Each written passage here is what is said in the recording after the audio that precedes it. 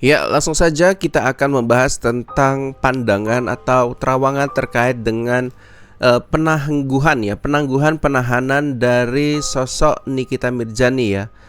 Oke, yang pertama kalau dilihat dari berbagai sudut pandang, baik dari sisi hukum, psikologi publik maupun tren kasus serupa. Berikut beberapa prediksi atau ramalan yang mungkin terjadi, guys. Yang pertama adalah penangguhan tetap ditolak ya. Nikita akan ditahan hingga sidang. Melihat pernyataan praktisi hukum Dio Lipa ya, kemungkinan besar penangguhan penahanan Nikita akan terus ditolak. Kasus pemerasan dan pencucian uang tergolong berat, sehingga hukum cenderung memperketat aturan terhadap tersangka. Ya, hal ini mungkin dilakukan agar Nikita Mirzani tidak kemana-mana. Takutnya Nikita Mirzani itu bisa saja ya pergi atau keluar negeri yang menyusahkan penegakan hukum di Indonesia. Ya, yang kedua adalah perpanjangan masa tahanan bisa mencapai 3 bulan yang sebelumnya ya beberapa hari saja. Jika dalam 20 hari pertama penyidikan belum rampung, masa tahanan Nikita Mirzani dapat diperpanjang hingga 40 hari tambahan. Jika masih ada kendala dalam pemberkasan, total masa penahanan bisa mencapai 3 bulan sebelum persidangan dimulai. Ya, ini sama seperti Gus Samsudin ya, hampir 4 bulan gitu ya, kemudian sidang, kemudian dibebaskan. Ya, jangan kalian pikir udah ditangkap, udah ditersangkakan, udah ditahan, tidak ada kemungkinan bebas. Ada kemungkinan bebas dan kasusnya itu ada di Indonesia. Ya, yang ketiga adalah upaya hukum lanjutan dari keluarga.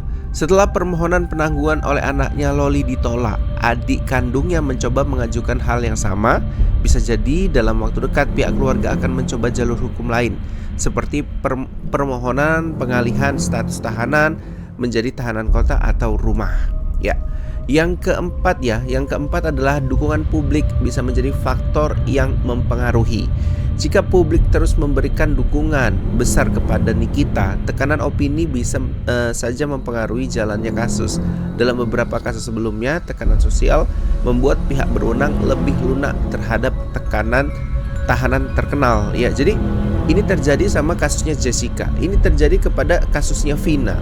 Ya, banyak lagi ya contoh-contoh yang dimana banyak tokoh, banyak kasus yang dipengaruhi sama publik ya, alurnya itu dipengaruhi oleh publik, dan ini nyata gitu, dimana di kasusnya Vina sendiri Peggy ditersangkakan, ditahan ya, kemudian di persidangan bebas, hakimnya dipuji-puji.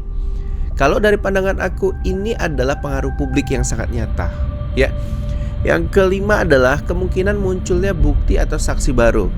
Jika ada bukti baru yang bisa memperkuat atau bahkan meringankan posisi Nikita, status hukum bisa berubah. Jika terbukti bersalah, ia bisa menghadapi hukuman berat. Namun, jika ada celah hukum yang bisa dimanfaatkan tim kuasa hukumnya, ia bisa mendapatkan keringanan ya, atau penangguhan penahanan itu sendiri. Ya. Seperti berita yang viral di media sosial, di mana Nikita punya bukti dia tuh sebetulnya nggak disuap, dia tuh sebetulnya ya menerima uang itu karena sesuatu tukar menukar gitu.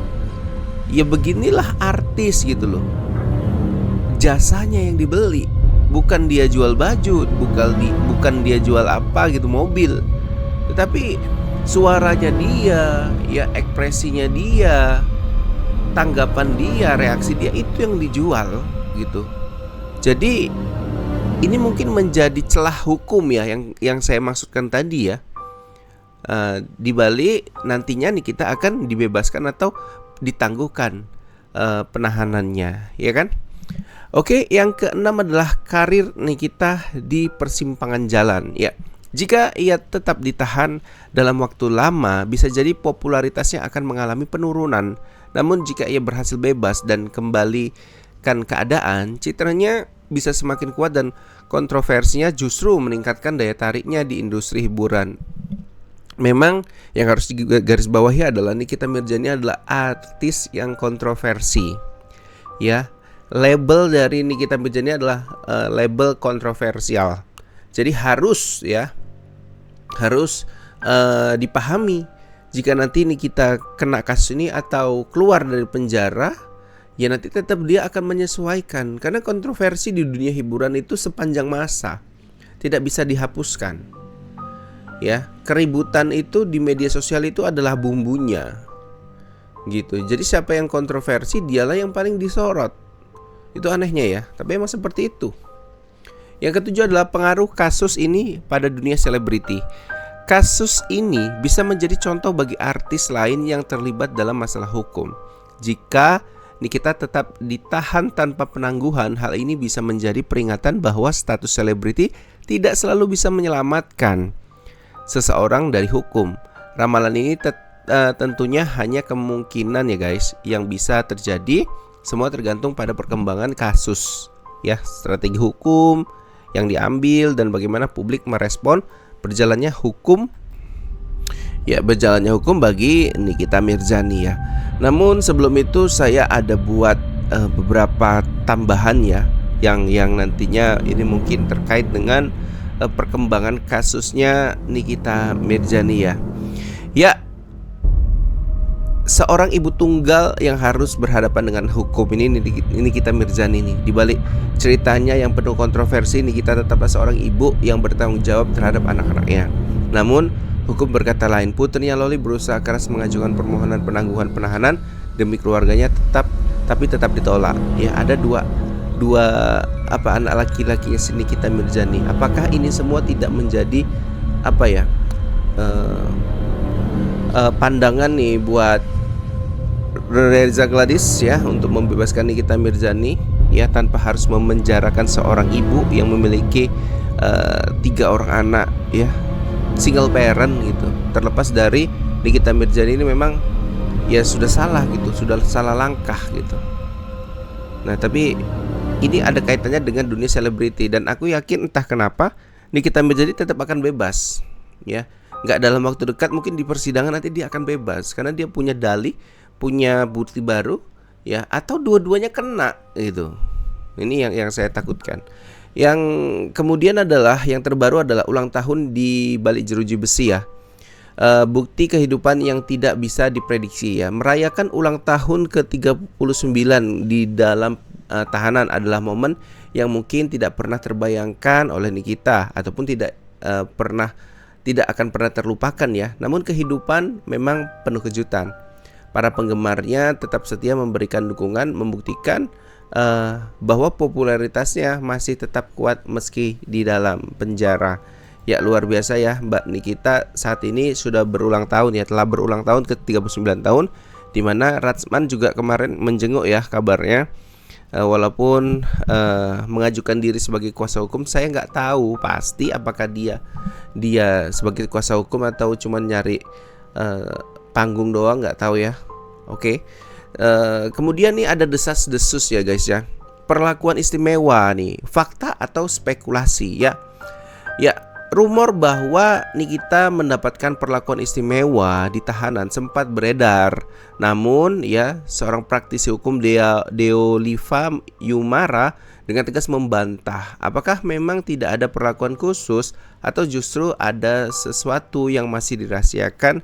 Publik tentu masih penasaran. Yang pasti gini deh, kalian nggak nengok lagi kan aktivitas Nikita Mirzani di media sosial ya. Kalaupun ada perlakuan khusus, mungkin bagi seorang single parent itu mungkin ada gitu ya. Dia minjem handphone seperti yang sudah beredar kan, dia minjem handphone petugas, menelpon anaknya. Ini kan adalah sesuatu hal yang biasa sebetulnya, bukan yang istimewa kalau aku bilang, kecuali dia bisa tidur di hotel dalam tahanannya, dalam status tahanannya dia bisa tidur di hotel, dia bisa main media sosial, dia bisa posting. Ini baru istimewa, dan itu kan tidak terjadi sama Nikita Mirzani. Ya, jadi nggak ada istimewanya meskipun dia punya uang banyak, dia tetap sebagai tahanan yang sesuai prosedur kalau yang aku lihat gitu ya. Oke ya. Ini aku juga melihat ya, Nikita Mirzani ini sebetulnya seorang public figure yang keras kepala, namun pemberani guys. Ya, dikenal dengan sikapnya yang berani melawan siapa saja, termasuk aparat hukum dan sesama selebriti. Nikita selalu menjadi pusat perhatian. Namun kali ini keberaniannya diuji oleh jeruji besi. Apakah ia masih bisa sekuat biasanya? Ya, gimana menurut kalian? Masih bisa kuat seperti biasanya nggak dengan kasus seperti ini? Ada keanehan pada Nikita Mirzani pada saat penahanan, di mana ia tidak seperti biasanya ya, kowar-kowar, ya, mencaci-caci, ya. Dia santai nih, santai, ya. Ya, oke ya, kasus yang berat dan jalan pulang yang panjang ya. Oke, kasus pemerasan yang melibatkan Nikita tidaklah ringan. Seperti kasus pencurian berat ya. Seperti kasus pencurian berat dan kejahatan seksual, hukum memandangnya sebagai kejahatan yang merugikan korban secara langsung dengan statusnya yang masih dalam proses hukum. Kebebasan tampaknya masih jauh dari genggaman.